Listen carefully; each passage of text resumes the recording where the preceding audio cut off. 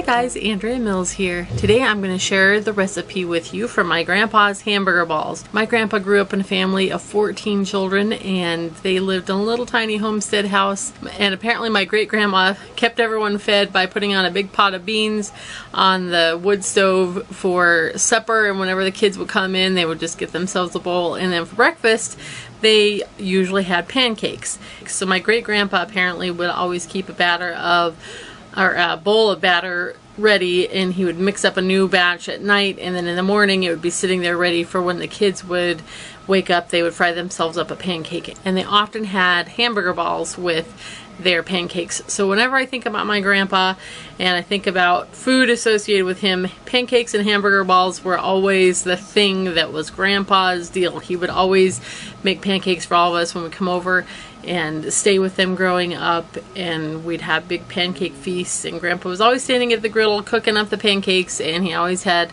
a big batch of hamburger balls. They're very easy to make and they are really good.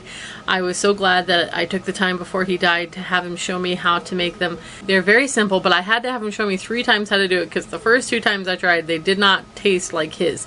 So here's how you do it. So you start with ground beef and you form them into balls, you know, a little bigger than like a golf ball, and fill up a skillet with the hamburger balls. Then you fill the skillet with water so that about half the hamburger ball is submerged in the water.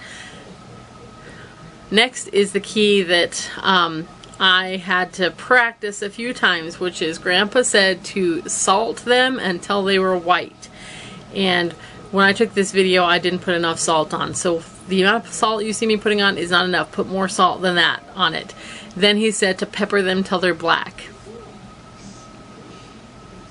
So once they're salted and peppered, then you put a lid on and you cook them at about a medium to medium low heat for 20 to 30 minutes. Sometimes the water wants to boil over, so you got to adjust the heat. They're not going to be crispy, but they will be cooked all the way through. You can use a thermometer to make sure that they're cooked all the way through. When you get done, they should be a nice salty, savory meatball that is a nice complement to this sweet pancake syrup, and I'm sure you can serve them with other things, but in our world, these always go with pancakes. So that's how you make them, and I hope your family loves them as much as we do. And thank you guys for coming over and hanging out with me today. We'll talk to you again soon.